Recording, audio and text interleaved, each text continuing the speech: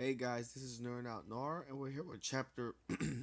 sorry, yeah, chapter 6 of Red Sprite. And where we last off on the last chapter, Tatsu was engaging the battleship Excalibur, if I believe that was the name of their ship.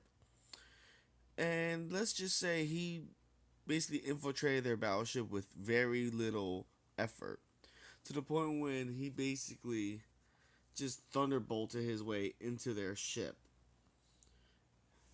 and hooking his ship to theirs through the grappling hands, which is pretty awesome. I like that. It's like, I'm going to invade your ship. However, he tried to negotiate, and it turned out that weird, stuck up commander, Briss, had this unique weapon that they used to tase Thundercore users. Each vial that they use on that taser basically amounts up to 10 people. So that's pretty crazy that Tatsu not only got shocked once, but he got shocked twice in a row. And Tatsu basically wanted to do a ceasefire and just, go their separate ways. He acted like a real commander, which is pretty awesome that Tatsu is taking in consideration that he didn't want no casualties. He didn't want no one to get hurt. He just wanted to handle things, I guess, with diplomacy. But as you can tell by this panel, it didn't work.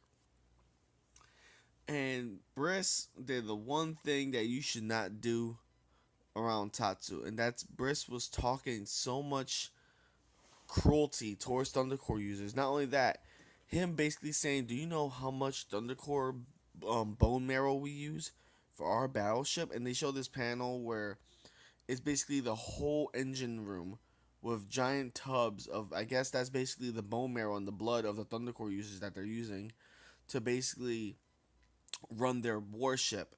And when Tatsu heard that, as you can see, he really hates Briss right now. I hated Briss since they introduced him. However, this quickly escalated as he absorbed the lightning that Briss kept shocking him with, which basically it makes me wonder, is Tatsu the only one with a electrical based thunder core? Because if you think about it, they've been using that weird little taser that Briss was using on all these Thundercore users to force them into submission. But Tatsu was able to absorb it and then use it against them. Well, not right away because Tatsu clearly took some damage before he actually done that. And he just basically volt tackled the shit out of Briss, which I approve because that dude had some weird psychotic sadist shit with him. And before he left, which I love the way Tatsu just left him, he ain't hurt no one else. He just made the system failure of the Excalibur.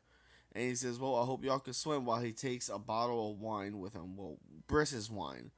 As y'all remember, Briss kept saying it's one of the finest wine in his family. Blah, blah, blah, all that gibberish. And Tatsu basically made sure they fell carefully because no one else died. It was just, I think Briss died. Briss most likely died because the way they showed this panel, he wasn't moving. He got thunder tackled. So I'd be quite surprised if Briss does get out of this alive, but I don't think he did. I know his second in command did because when this happened, she looked at Tatsu, and I guess now she's gonna be the next rival. I think she's gonna be one of those villains that's gonna keep arguing with Tatsu, engaging Tatsu, and then is gonna be like, she might wind up joining him. I don't know. That's the feeling I have is gonna happen. But the way this chapter is funny. It has funny moments. It has a little more detail on how these warships work, because I guess it depends on the bigger the warship, the stronger the warship, the more Thunder Core users is going to need, because we all know Mono was not only used for the last warship, but she was attached to the Red Sprite, and that's basically when the Red Sprite became like super beefy for no reason. So we know with Mono is a little different case than all those tubs of Thundercore users that was inside the Excalibur, which is pretty creepy because I remember he said that the Thunder Core's bone marrow were being used to power the Excalibur. I could be wrong, maybe I reread that.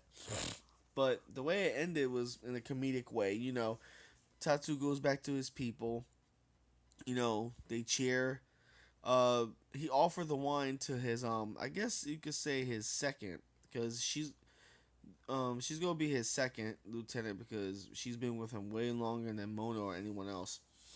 But she said, "Oh, the captain gets the first drink. He takes a sip and he drastically regrets it because Tatsu's still kind of a kid, so I can understand he doesn't like wine. So that was all comedic right there.